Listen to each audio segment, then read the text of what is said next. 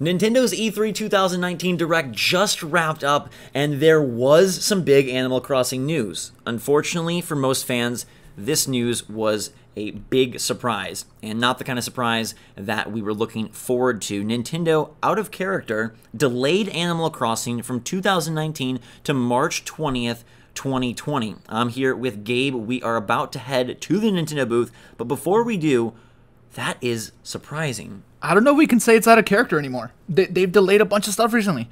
You know, Fire Emblem got delayed. We know that Metroid is a very unique situation, but still, I don't know how out of character it is anymore. It's a bummer. I know people wanted this game. We got a glimpse at what it looks like. We got a name. We got a release date, so that's still exciting. I don't think it comes any later than March 20th. I think that's it. Like, that's fully when the game is out. But I am disappointed for fans. I can't say that I'm disappointed like for myself, but I can. I can say I'm disappointed because we had been touting Nintendo's 2019 lineup for almost a year now, and we've been looking forward to what is pretty much like a kind of slower fall for other publishers and other consoles to be really elevated by Nintendo, and they had been touting this incredible lineup. Look back at it's still an incredible lineup. Yes, but it loses what is potentially people's most the crown jewel of this royal collection. I guess for me, since I'm not super experienced with Animal Crossing, it's not that I don't care. I do care. I wish it wasn't pushed back, but it has very little effect on me. Yeah, we're gonna get to play it. The Miyamoto thing about, you know, a bad game is forever bad. Delayed game can be good. That's what it is. They didn't show a whole lot either. And so this leads me to believe, with little Animal Crossing footage and the Luigi's Mansion window, but not date, that we're getting another big Direct probably sometime in August or September. Yeah, I mean, I can see that happening. They were saying, like, hey, we're working on more stuff. We can't wait until we can tell you about it. It's just not right now. That's a bummer. But there are other bummers in the show, other than Luigi's Mansion, right? Let's move on to the missing games, the dearth of surprises. Obviously, rumors and leaks are taken with a grain of salt, and you can never blame a company for not living up to the 4chan or Reddit or Twitter hype. But it was odd that nothing people had been speculating about, nothing people had been hoping for, really came to fruition, outside of the big final moment, which we will definitely dedicate time to that. But that is off in the distance. That is a tease of something that is probably years away. That is not something that is coming, I think, anytime soon. And then the games that we did hope would release in 2019 were not there. And it's even weirder given that Animal Crossing is pushed. You'd think that something would be replacing it. Dude, where the hell is Pikmin? Like, seriously. Like, this is just comical at this point. That game was, you know, we keep seeing the quotes pushed of Miyamoto in 2015 saying, like, it's almost ready, we're excited for you to play. It's just not here. So anything that we, you know, conjured up or dreamed up of, like another Mario Sports title, some sort of major multiplayer-focused game, a new IP, Pikmin, the Metroid rumor that had been getting super solidified, and even to this day, right now, to this moment, a Walmart Canada listing just popped up for a new Metroid game. So it's very, very strange that was not a part of the presentation. None of these were. Yeah, the rumor was a 2D Metroid of some kind. I don't know what is happening. That Walmart listing is weird. It's still live as of the time of this recording. God, what do we do? Oh, so many things that we expect, and it's our fault. That's the danger with expectation. I don't know that it's necessarily our fault. I think Pikmin coming back is something that should happen. It has been it's gonna happen. Is it? I mean, we can say that about any franchise. Mario's gonna come back, but when is it? And not even getting like a Pikmin 3 remaster. I don't want that. So. But nothing of that sort, and even a mention of it. I felt like they did hit hard on Luigi, but it was even weird that Pokemon got really no new footage, minus, hey, there's a new gym leader revealed. She looks cool. Yeah. Animal Crossing was a very slight trailer. I was shocked that they didn't even spend notable time on their big things. Honestly, Smash Brothers was the focus of this show. No, it wasn't. It was a bookend. That's all. It was the big thing. I mean, Breath of the Wild 2, obviously, with the cinematic, looked phenomenal and eventually will be realized, but I'm shocked that they didn't spend more time.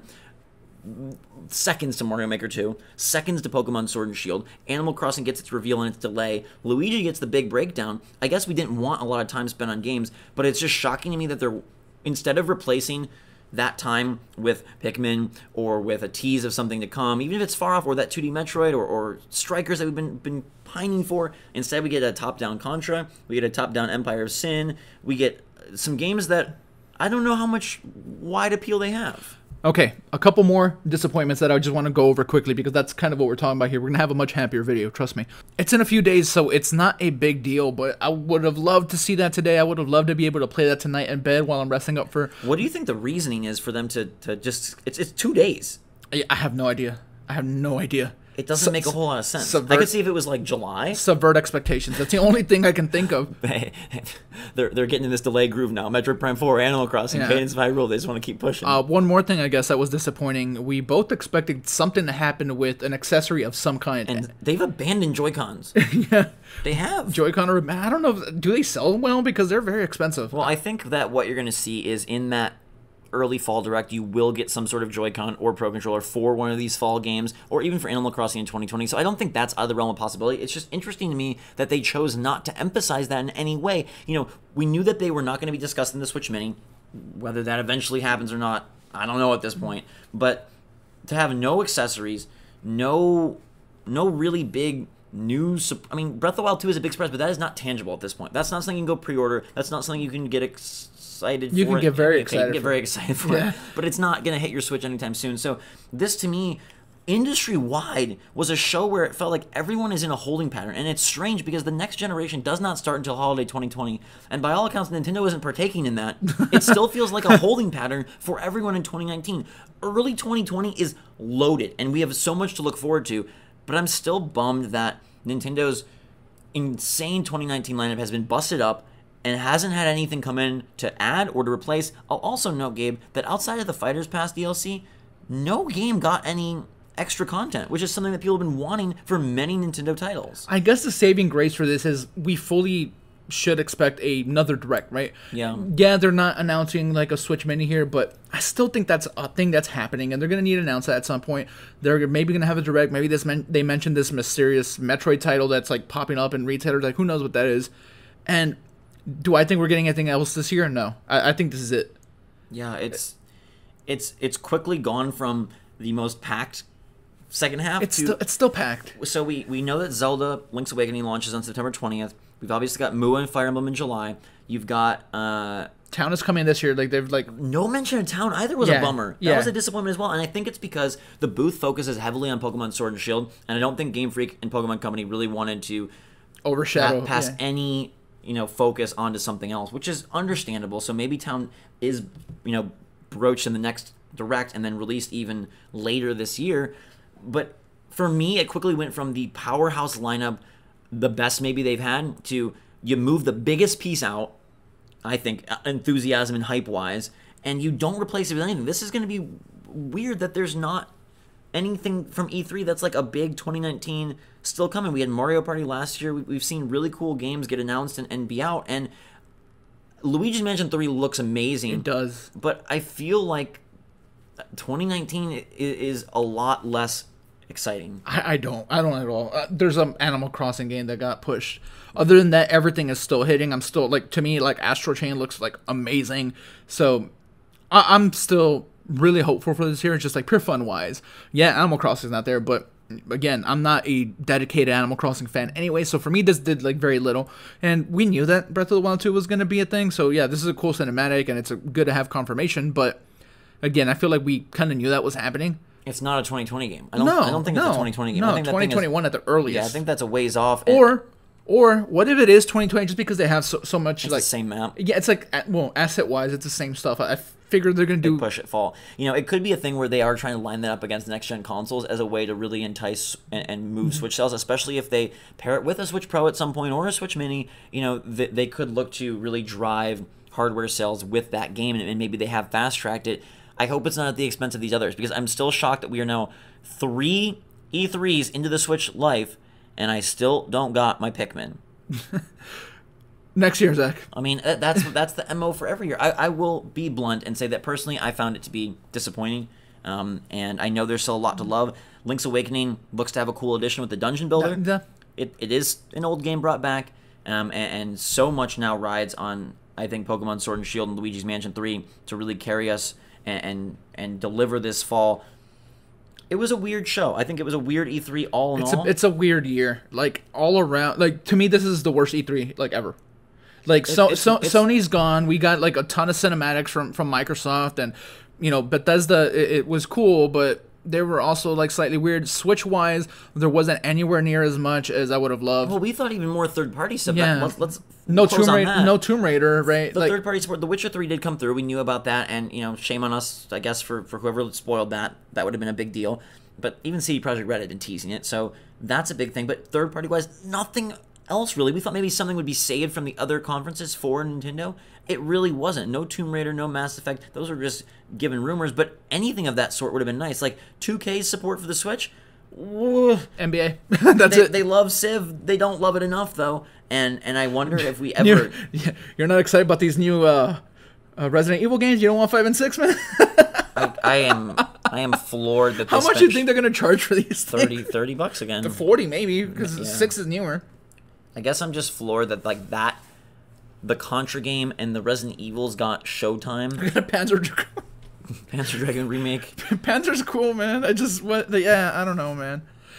Look, my first reaction, like as soon as the Banjo thing happened, I was like, man, like this was not good. But then, I'm such a big fan of Zelda that kind of reawakened it a little bit for me. I'm like, okay, cool. Like Nebulous games are hard for me to get excited for. It was a cool moment. I know. It's a Nebulous game. You got excited for Metroid, and that was always Nebulous. Yeah, I guess, like, to me, I think we're in this cyclical rebalancing where E3 shifted from tons of cinematics to people getting sick of that and wanting gameplay, and now we're back at this cinematic thing. Nintendo delivered gameplay, so I removed them from that complaint.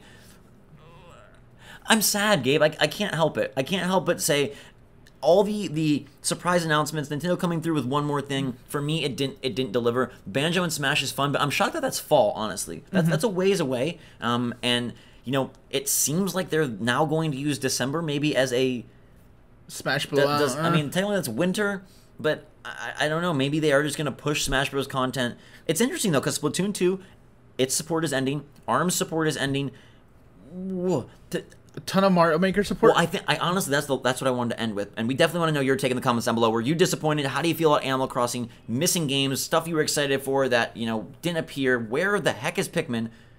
Mario Maker 2, I think, is the real wrench in this whole system, because that game is totally valid as a fall carry a month title, and the fact that we're getting in June, I think rejiggers their entire calendar, and so you have to kind of view big Mario December push. I think you have to view Mario Maker 2 as a tentpole fall title for Nintendo. They are giving you a Mario, a Zelda, and a Pokemon. And I think if you look at it that way, including Mario Maker 2, maybe it's different. If Mario Maker 2 had been saved for this direct, boom, E3 is a whole different beast.